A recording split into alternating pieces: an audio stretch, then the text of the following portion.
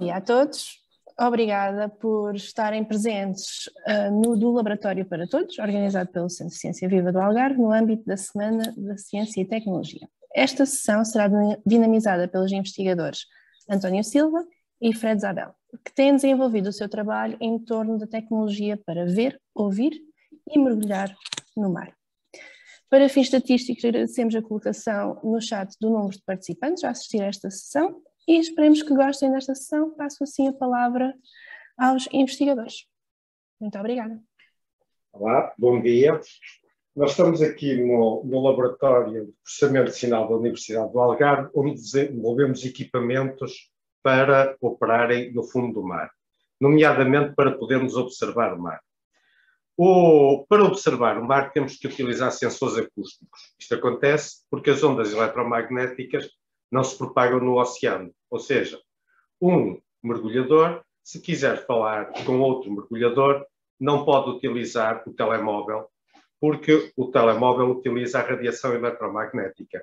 Terá que utilizar meios acústicos, tal como fazem os golfinhos ou as baleias. Para nós podermos comunicar, então, debaixo d'água, ou para transmitir sinais acústicos e receber sinais acústicos, utilizamos transdutores. Tradicionalmente, estes transdutores são feitos de um material cerâmico que se chama PZT. Mas é claro que existe sempre a necessidade de explorar materiais novos, isto porque o PZT tem algumas limitações. O que nós temos aqui é um sensor comercial de PZT e aqui temos um sensor que nós estamos a desenvolver que é feito de PVDF. O PVDF é um material plástico, mas que tem propriedades que lhe permitem, quando recebe um sinal elétrico, converte-o numa vibração acústica que depois se propaga no oceano. Ele pode ser utilizado para transmitir sinais acústicos, mas se receber uma vibração, também o transforma num sinal elétrico. Daí que, e neste caso isto é um transmissor, para operarmos um transmissor temos então que explorar, e como estamos a fazer investigação, diferentes materiais. Podem observar que aqui este transdutor, que é igual a este, mas vejam que a cor deste material é diferente, isto porque nós estamos a explorar qual o melhor material para que o som melhor se propague para o oceano. É claro que o transdutor sozinho não funciona, e então temos que ter vários outros, uma panóplia de outros equipamentos para o ajudar a funcionar. Temos, por exemplo, aqui um transformador que transforma baixa tensão em alta tensão e, neste caso, a tensão baixa, que inicialmente era de 20 volts, pode chegar aqui aos 2000 volts. Mas para isso precisamos também de um amplificador elétrico que receba um sinal gerado pequenino e que depois o amplifique para atacar o transformador. Temos aqui, como isto é um equipamento que está a ser desenvolvido e testado, então nós temos que o ligar através destes fios, claro que isto é da fase de laboratório, depois no protótipo final estará tudo bem acomodado, mas para já ainda está em desenvolvimento. É claro que nós desenvolvemos os equipamentos, mas temos que os testar no laboratório. Para testar estes equipamentos no laboratório, então temos que improvisar, porque nós não podemos trazer para aqui o oceano, e então para recriar o oceano temos que criar, por exemplo, criamos aqui este dispositivo, que tem aqui o emissor já com o amplificador montado cá dentro, e também com o transformador, e que depois lá no fundo tem um hidrofone, que é aquele que capta o som, que sai aqui por este cabo, que está lá no fundo e que recebe o sinal. Esse sinal depois permite-nos testar, ou seja, como isto ainda está aberto, nós podemos testar aqui os sinais elétricos e podemos testar o sinal recebido. Por exemplo, aqui agora no osciloscópio, que não está a mostrar nada, nós vamos fazer uma transmissão. O sinal vermelho é o sinal que está a ser transmitido, que tem cerca de 350 volts. E aqui a verde temos o sinal recebido, que é muito mais atenuado. Aqui nós podemos fazer diferentes testes, por exemplo, alterando a frequência. Neste momento está a ser transmitida uma frequência de cerca de 80 kHz, que nós podemos aqui modificar, por exemplo, para 100 kHz. E o que é que vocês veem? O sinal até aumentou. Além de mudar a frequência, o sinal também aumentou em amplitude.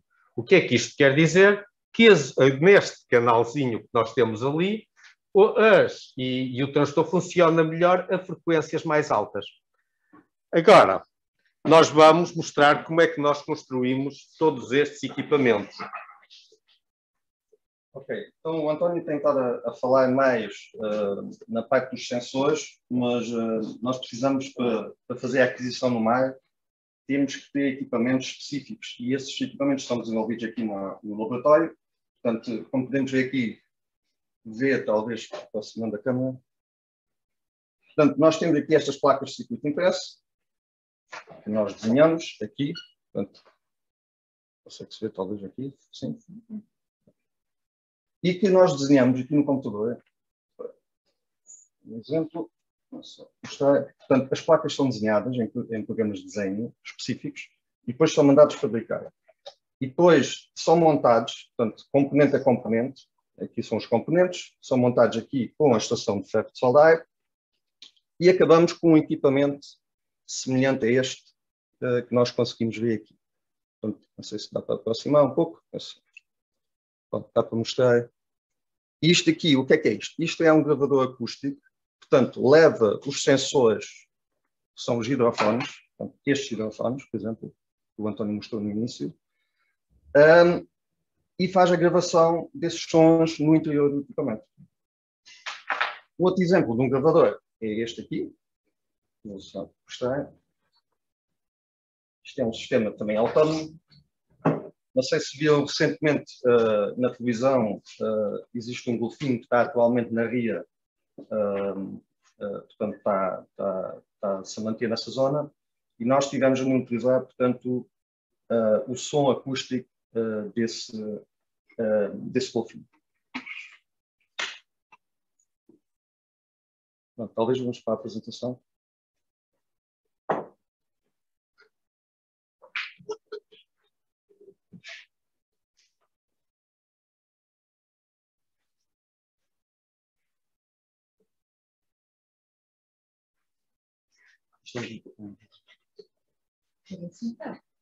Não caí. Que assim ele agora fala bem.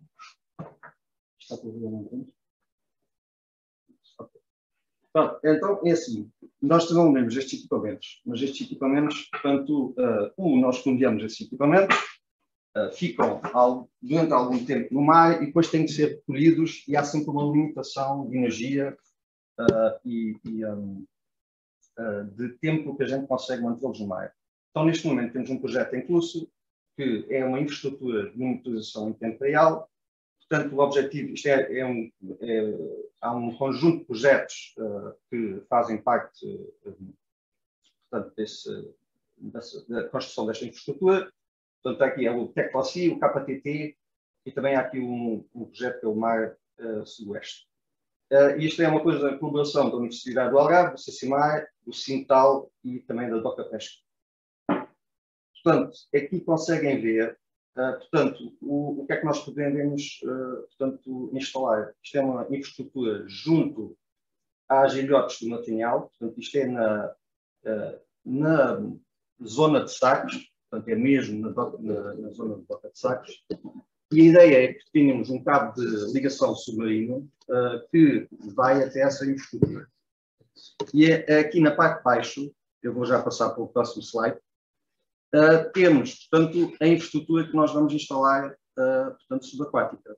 Portanto, vai estar composto por uma série de equipamentos, umas coisas mais tradicionais, é uma câmara de vídeo para poder observar, portanto, a existência de peixes e outras espécies, mas tem aqui principalmente a parte que é mais da nossa área, que tem a ver com a acústica. Portanto, há aqui o sonar, portanto, emite um som e recebe o som, essa reflexão desse som, e consegue criar assim uma imagem acústica do que está à sua volta. E tem aqui outros equipamentos, que, por exemplo, o CTD, que é para medir a temperatura e a condutividade. Bom, isto é para terem uma ideia o que é que existe dentro deste contentor que vocês conseguem ver aqui no meio. Portanto, tem uma série de módulos que vão fazer a comunicação. Portanto, estas coisas são todas desenvolvidas aqui no laboratório, desenhadas e montadas aqui. Aqui também, portanto, uma câmara de vídeo. Portanto, o interior da câmara de vídeo, como podem ver, ela depois tem uma cápsula transparente à frente que conseguir observar as coisas. Pronto, e o objetivo deste projeto é medir e disponibilizar vários parâmetros do oceano, o som, a imagem, a temperatura, e que isso seja disponibilizado em tempo real também tanto para as escolas, como uma forma de ensino, né, e para as universidades para fazer investigação. Portanto, e com isto pretendemos monitorizar acusticamente o meio marinho e utilizar também a inteligência artificial para detectar automaticamente os peixes. Portanto, aqui no canto inferior direito conseguem ver uma câmara de vídeo e um algoritmo que automaticamente identifica as espécies e faz a contagem, portanto, desses animais. Pronto, é tudo. Agora, se vocês quiserem fazer perguntas.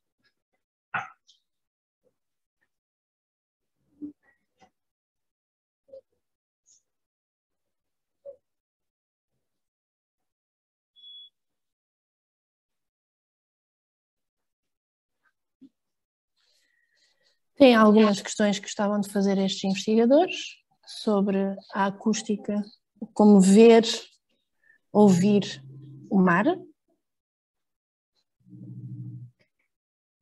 Eu apresento já uma questão. Falaram que aproveitaram e tiveram a registrar a acústica do golfinho que estava aqui na ria. Para quê? Com que finalidade? Pronto. A finalidade principal é para entender se o golfinho está-se a sentir, digamos, bem no seu meio ambiente. Portanto, no fundo, é tentar ver se ele faz vocalizações, se acusticamente ele usa uma coisa que se chama clicks, portanto, ele emite um som para se localizar. E, portanto, com isso pretende-se pelo menos ter uma ideia se ele acusticamente está-se a sentir bem. Sim, é claro que isso também é mais deprimente, porque o golfinho está preso depois da ponte que vai para a ilha de Faro, ou seja, está numa zona relativamente pequena e estranhamente ainda não se percebeu, porque não passa para o outro lado, ou seja, não está a voltar para o oceano. E isso, digamos que está a deixar um bocadinho estressados os investigadores, nomeadamente da biologia marinha, porque não compreendem porque é que ele não está a voltar para o oceano e não atravessa por baixo da ponte. E daí que eles querem acusticamente, de certa forma, monitorizar se o golfinho continua ativo e se não está a entrar em stress. Há mais uma vertente que se quer monitorizar, portanto, com esse telefone, que é o ruído que as embarcações à volta, portanto, existem ali à volta da zona onde se desloca o golfinho, que impacto é que isso tem e poderá ter no bem-estar do animal. Entretanto, vamos esperando por algumas questões das turmas, mas eu vou aproveitar e tirar mais uma. No aparelho que vão colocar ao largo, vão fazer detecção dos peixes, certo? Por inteligência artificial. Vão conseguir chegar à espécie dos peixes, por exemplo? Ou a qualidade da imagem vai ser suficiente para, possivelmente, os investigadores poderem pegar nas filmagens e também chegarem às espécies, identificarem? É possível chegar às espécies. O desafio aqui é conseguir treinar corretamente o algoritmo para efetivamente fazer essa detecção. Okay. Portanto, normalmente isso é feito não no oceano, mas num pequeno tanque. Portanto, apanha-se uma espécie que se quer identificar e depois tira-se uma série de fotografias nesse tanque e usa-se depois essa informação para melhorar o algoritmo de detecção. Sim, claro que o treino do algoritmo depois pode continuar quando já está instalado no fundo do mar. nessa altura, e como a infraestrutura vai estar ligada à terra através de um cabo de fibra óptica, do lado em terra podemos estar a observar e a dizer ao algoritmo: este é um sargo, este peixe aqui é um robalo. E depois o algoritmo vai aprendendo, ou seja, a partir de captar a imagem e a certa altura ele vai ser capaz de dizer sozinho: este é um sargo e este é um robalo. É claro que isto tem uma fase de treino, como acontece quando nós também treinamos para aprender as coisas, não é? Como vocês treinam na escola para aprender. Também os algoritmos precisam de treino até que sejam capazes de, sozinhos, depois identificar a espécie. Até onde vamos conseguir chegar, ainda não sabemos, não é? Mas esses algoritmos de inteligência artificial também todos os dias podem ser melhorados. E é aí que entra a investigação e entra a ciência, não é? Vai estar a quantos quilómetros do largo? O cabo de fibra óptica tem cerca de 1 quilómetro. Portanto, é assim, ao largo, vai estar junto aos ilhotes do Matinhão. Para quem conhece ali o Porto da Baleeira em Sagres, já estamos a falar de 100 metros dessa zona e 300 metros, 400 metros de baixo. A professora Maria diz que os alunos dela não têm nenhuma questão. Aqui perguntam: há quanto tempo utilizam estas tecnologias para estudar o fundo do mar e as espécies? O nosso laboratório já tem, diria, cerca de 28 anos.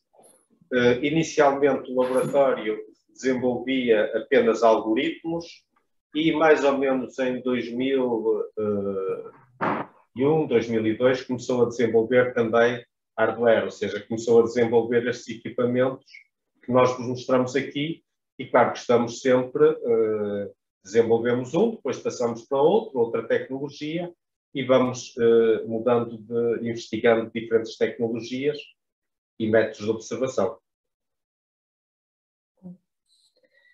Mais alguma questão? Placas?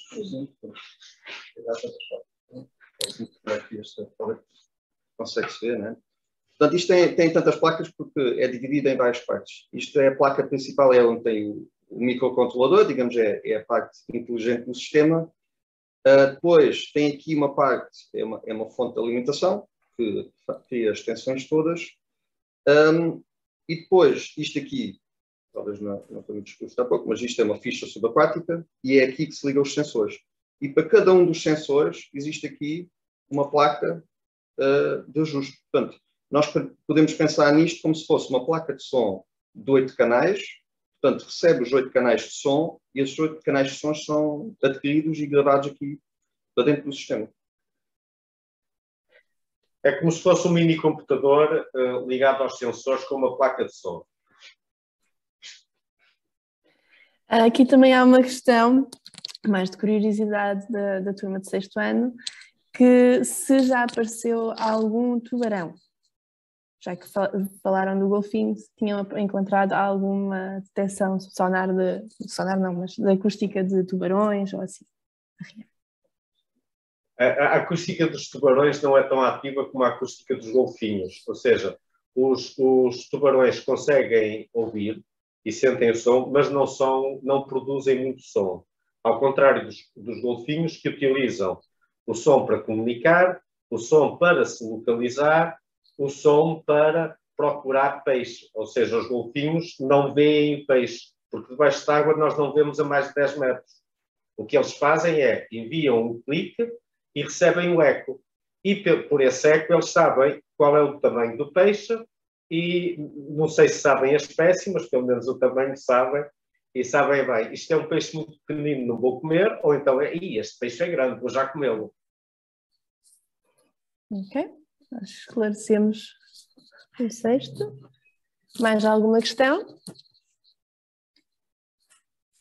Só mais uma coisa, os golfinhos falam muito uns com os outros, está bem?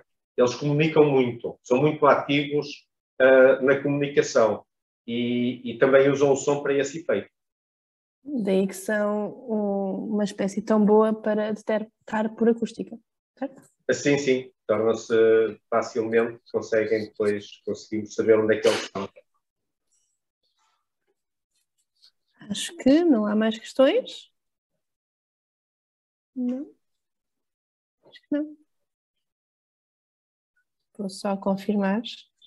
A professora Cristina tinha aí alguma questão? Qual é o som que vos incomoda mais por baixo d'água nos vossos cursos?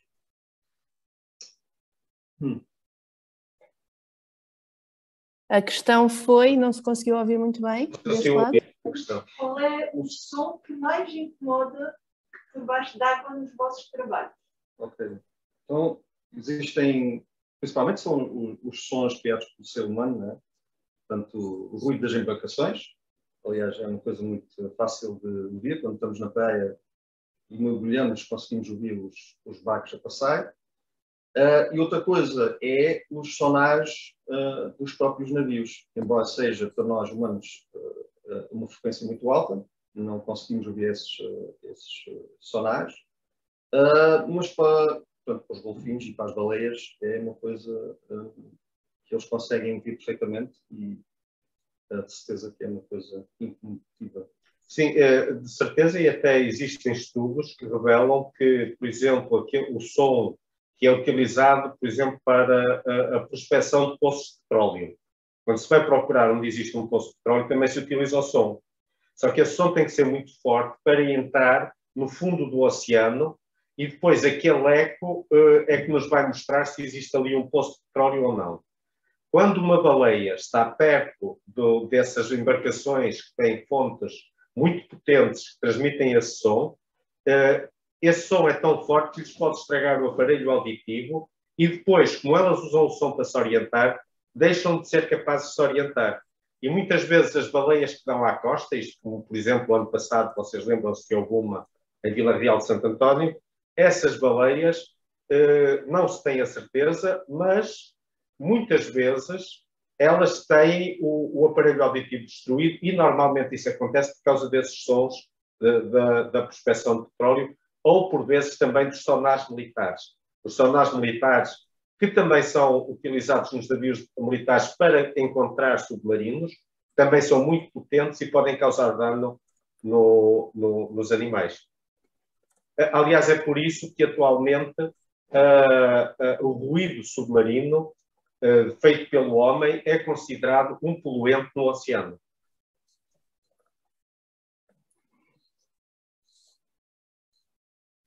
Ok, muito obrigada. Os alunos perguntam, para ter esta profissão, qual o percurso escolar? O que devem seguir para poderem chegar a ser como vocês? Talvez possa dizer o meu percurso escolar. Portanto, o meu percurso escolar principalmente na informática. Comecei na informática e depois passei, portanto, eu fiz o curso de Sistemas de Computação na universidade e só depois é que aprendi a parte da eletrónica e a programação de sistemas embebidos, também a parte de processamento decimal. Portanto, uma coisa de informática, outra das ciências, consegue-se chegar, portanto,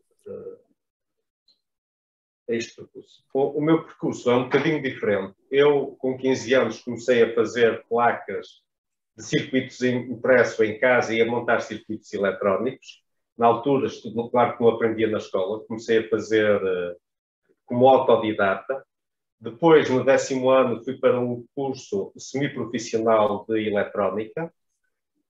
Fiz o percurso até o 12º, depois fui para a universidade, onde também fiz eletrotecnia e eletrónica, e depois continuei Só comecei na acústica submarina quando comecei a fazer o mestrado, e depois o doutoramento também foi em acústica submarina, e pronto. E é um gosto para mim, desde muito novo, a eletrónica. Assim, esta turma que nos perguntou foi do 6º ano, têm 11 aninhos, podem começar já a brincar um bocadinho com a eletrónica e fazer placas. Até para eles hoje é mais fácil começar a fazer em casa, por exemplo. É muito fácil, com a idade deles, por exemplo, começar a trabalhar com aquilo que se chama um Arduino. Se forem à internet e procurarem pela palavra Arduino, vão encontrar que são umas placas muito pequeninas, que já bem feitas, que já podem vir com sensores. Vocês pedem aos vossos pais para vos comprar e depois, facilmente, com o computador, conseguem programar o Arduino e começar a fazer pequenos sistemas. Não é tanto como quando eu comecei. Quando eu comecei, tinha que comprar revistas. Comprava revistas, via nas revistas, copiava das revistas, ia às lojas comprar. Agora vocês quase podem fazer tudo em casa, porque compram a partir de casa e há muito mais informação. Ou seja, vocês na internet encontram muitos projetos feitos com Arduino e muitas coisas que depois vocês podem melhorar. Vocês fazem um projeto e depois melhoram. Mas isto é, por exemplo, um sensor de presença em casa. Um alarme para quando os vossos pais entram em casa e vocês não estavam a estudar e podem se pôr a estudar. Estão a ver? Podem criar uma série de coisas muito, muito interessantes e que vos podem ser úteis, claro. Muito obrigada. A turma agradece e acho que vamos dar por concluída esta sessão. Muito obrigada a todos os envolvidos, obrigada à turma e muito obrigada aos investigadores. Os alunos gostaram muito desta dinâmica que vocês criaram e estão super interessados na informática eletrónica e talvez a ciência e biologia. Muito obrigada. Obrigado nós por terem estado aqui connosco. Vamos encerrar.